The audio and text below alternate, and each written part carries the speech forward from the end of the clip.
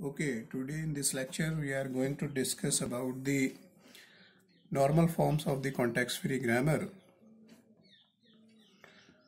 So here in case of the context-free grammar you can see there are many normal forms.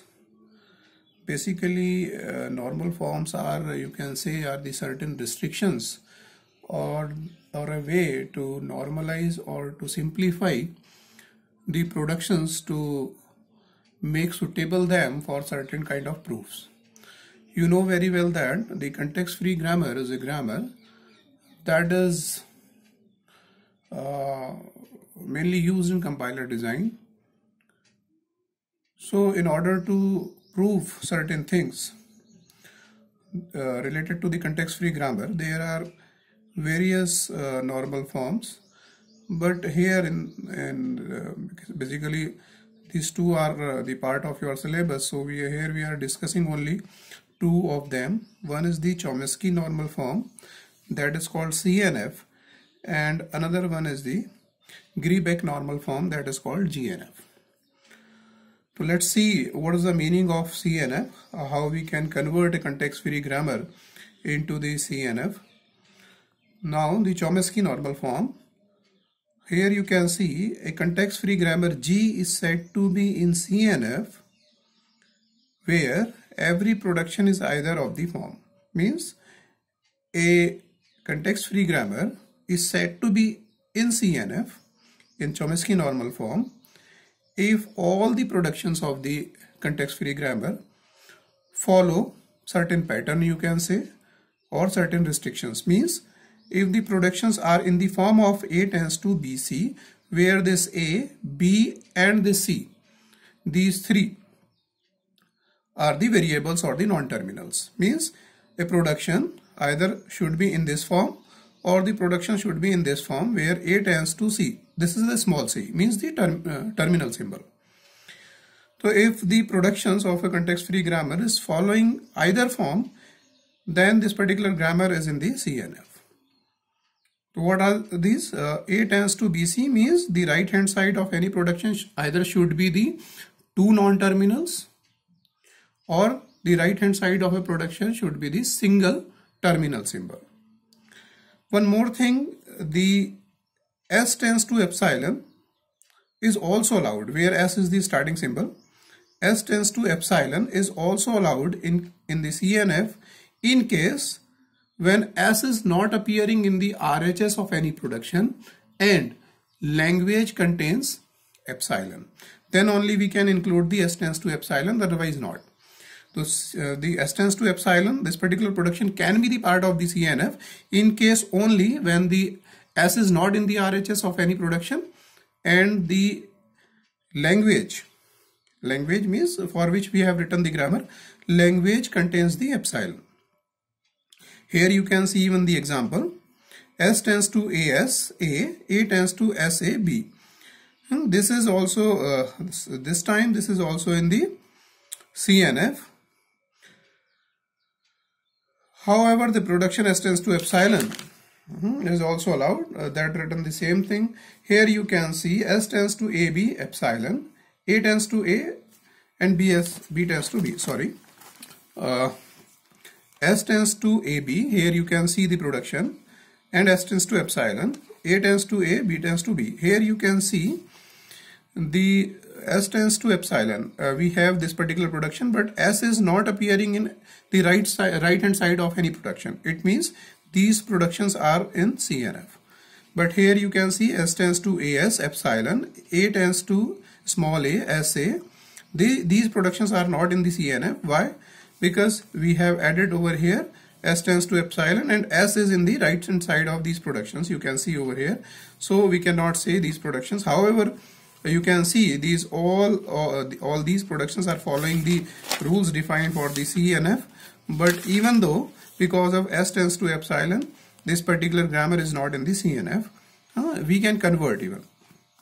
Example, next example you can see S tends to AS, A tends to SA, A tends to epsilon. This is also not in the CNF. Why? Because A tends to epsilon. Such kind of production is not allowed. Epsilon production, basically null production, or you can say, is allowed only from the S. S tends to epsilon is allowed only, not from the another non-terminal. Now how we can convert a CFG into CNF? So here we can see the steps. There are some steps to convert a context-free grammar into the CNF. So what are these steps? Let's see one by one. So step number 1, you can see if the start symbol S present in the RHS of any production, then add another production S dash tends to S. Yes. First you need to check the productions. If any production of the grammar is having starting symbol S in the RHS of any production, then you need to add S dash tends to S a production into the productions of the grammar. Second, remove null production from the grammar. Removing, how we can remove the null production, you know very well. We have covered this topic earlier. So second part, if there is a null production means if there is any production like A tends to epsilon or S tends to epsilon, and we required to remove that particular production. Third is remove unit production from the grammar. Third one, we need to remove the unit production from the grammar. Like if there is a production A tends to B kind of production, so such kind of productions are called the unit production. You earlier know how we can remove the unit production from the grammar. You know that very well also. Fourth, if there is a production in the form A tends to B1, B2 up to Bn, where n is greater than 2. What is the meaning of it? If there is a production whose right hand side can be of either form, like it can contain the terminals and a string of terminals and non-terminals. If you found any production whose right hand side is greater than 2, the length of the right hand side is greater than 2, then what we need to do, we can break this particular production into it like this. A tends to B1C, where C is the new non-terminal, and C tends to B2, B3 to Bn. Then if the new production is not following this particular condition, means the right hand side of this new production is also greater than 2, then again we apply the same things and we repeat this particular thing till all the productions have not converted or not following this particular rule. Means the size right hand side of the production either should be the equal to 2 or less than 2. Then step number 5, here you can see if there is any production after step 4 in the form of A tends to A, B, where this A is a single terminal and B is single non-terminal. If any production after step 4 is in this particular form, then what we need to do, we need to convert this particular A, means we need to remove this particular A because it is not following the rule of C and F.